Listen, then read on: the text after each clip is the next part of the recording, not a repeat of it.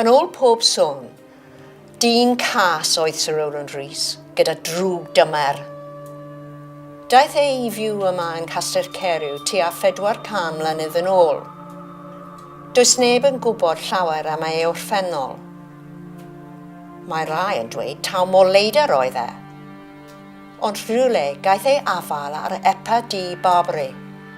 Galwodd e'r Epa Satan, a chadwodd e Satan ar gadwyn yn ei stafell yn Nghastell Caeriw. Roedd Satan mor gas a Syr Roland Rhys. Un diwrnod, daeth dyn o'r pentre o'r enw Mr Horowitz i weld Syr Roland. Roedd e yn anhapus achos wedodd e fod mab Syr Roland wedi rhedeg bant gyda ei ferch e. Cymbo hir, clywodd y gweision oedd yn gweithio lawr star, sŵn stôr lan lofft. Sŵn gweiddi, ac yna sgrechian erchyll. Rhedon nhw lan lofft, ac yn y stafell gwelon nhw yr Epa oddi ar ei gadwyn yn rhedeg o gwmpas y stafell, yn chwerthin y ddychrynllyd. Ac ar y llawr roedd y dyn Horowitz yn gorwedd mewn pwll o waed, gyda'i lwnc wedi rwygo yn ofnadw. Ond roedd e'n dal i fyw, felly llusgo nhw fe mas, a aeth e adre yn dal i gwyno. Pan eithon nhw lan lofft, roedd Syr Roland yn grac iawn. Gweiddodd e arnyn nhw, "Peidiwch â chymryd yn fy musnes i, dwi'n gallu ymdopi â dynion fel Horowitz."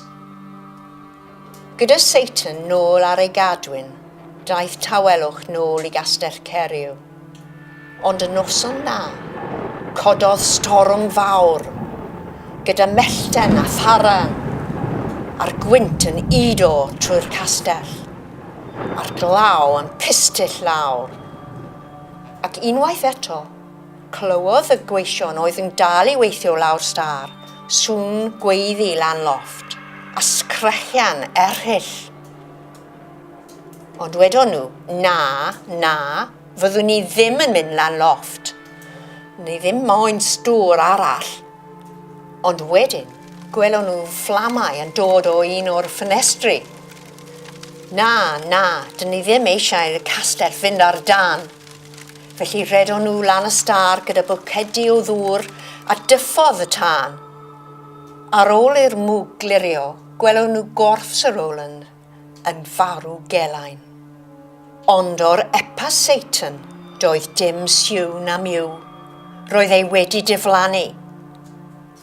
Ac ers hynny, pryd bynnag mae storm fawr yn codi yn ardal Caeriw, ac mae mellten a tharan a'r gwynt yn udo trwy'r castell, a'r glaw yn pistyll i lawr, mae pobl yn gweld ysbryd Epa Barbari yn rhedeg o gwmpas uchelfuriau y castell, yn chwerthin yn ddychrynllyd.